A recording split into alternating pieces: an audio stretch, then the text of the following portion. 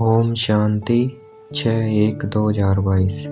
आज की मुरली से मनन चिंतन। सिख धर्म में भी परमात्मा की महिमा में कहा गया है, परमात्मा अकाल मूर्त है जिसको काल खा नहीं सकता।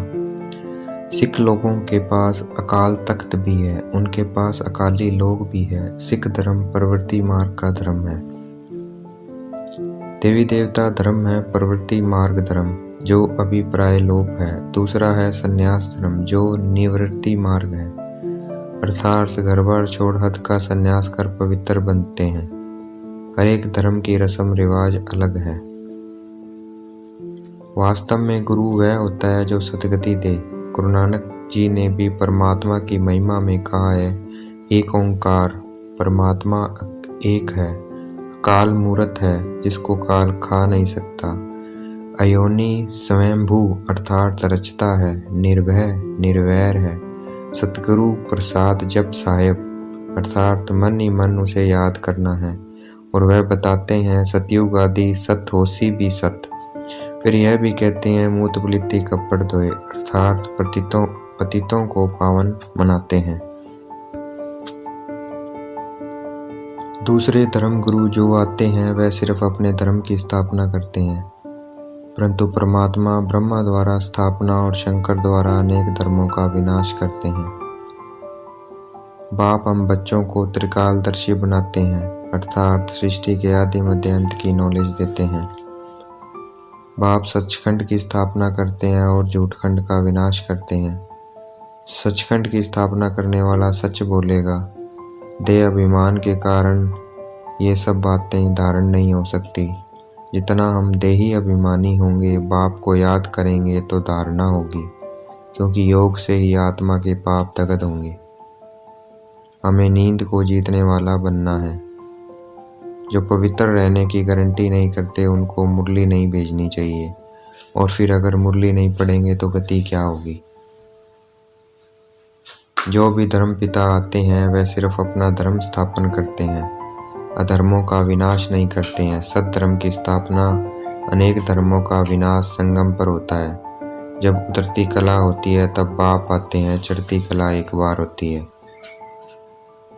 ब्रह्मा बाबा ने छोटेपन में पढ़ा था, गुरु नानक ने कहा है सब निंदक है, झूठे हैं, कोई पवित्र नहीं रहते। सिख धर्म में अकाली के ऊपर जो काला चक्र दिखाते हैं यह सवदर्शन चक्र है। कंगन भी बांधते हैं, दोनों पवित्रता की निशानी है। जिनेऊ भी पवित्रता की निशानी है। आजकल इन सब का अर्थ नहीं समझते, सब कुछ उड़ा दिया है। बाप सृष्टि के रचयिता हैं, वो पतित दुनिया में आते हैं इसलिए पतित पावन कहलाते हैं। परमात्मा हेवन स्थापन करते हैं इसलिए उनको हेवनली गॉड फादर कहते हैं। क्राइस्ट हेवन नहीं स्थापन करता है। अब हमने परमात्मा से गारंटी की है और संग तोड़ एक संग जोड़ेंगे। अब हमें ये प्रतिज्ञा पूरी करनी है, नहीं तो दंड खाना पड़ेगा। अब हमें ऐसा कोई विक्रम नहीं करना चाहिए जिसको पतित कहा जाए। सर्विसेबल बच्चों को बाबा याद करते हैं और कहते हैं फलाना बहुत अच्छा मददगार है। साहूकार तो घोर अंधकार में पड़े हैं, उनको पता नहीं पड़ रहा है सामने मौत खड़ा है। परमात्मा राजयोग सिखा रहे हैं तो जरूर नॉलेज से गॉडेज ऑफ वेल्थ बनेंगे। जैसे हम नंबरवार पढ़ रहे हैं वैसे राजधानी बन रही है नंबरवार। परम सतगुरु एक है, ऊंचे ते ऊंचा भगवान गाया हुआ है। सेकंड नंबर पर ऊंचे ते ऊंचे ब्रह्मा विष्णु शंकर है। हम इनको भगवान नहीं कह सकते। अगर इनको भगवान नहीं कह सकते फिर राम कृष्ण आदि को भगवान कैसे कह सकते हैं। विनाश के समय बहुत जोर का तूफान आएगा, सब खंड टापू आदि खलास हो जाएंगे, देरी नहीं लगेगी। शिव बाबा कहते हैं मैं कोई गॉडली एक्ट नहीं करता। ये विनाश इस भेद के ड्रामा में नूंद है। हम ज्ञान नदियाँ हैं, हम दुनिया के लिए किनारा हैं, हमें सब जगह पहुंचना है।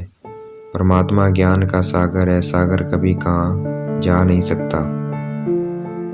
हम शिव शक्तियाँ हैं, कहीं पर भी जाकर समझा सकते हैं कि आप सब चाहते हैं शांति स्थापन हो, परंतु शांति होती है शांति धाम और सुख धाम में।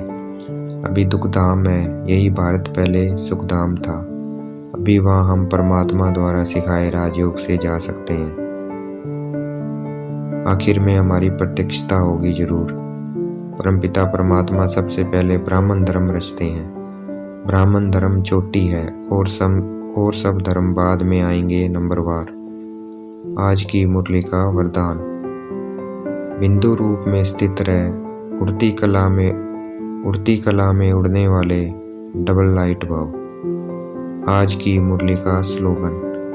विश्व परिवर्तक वह है जो नेगेटिव को पॉजिटिव में परिवर्तन कर दे। अच्छा, ओम शांति। शुक्रिया मिटे बाबा, शुक्रिया।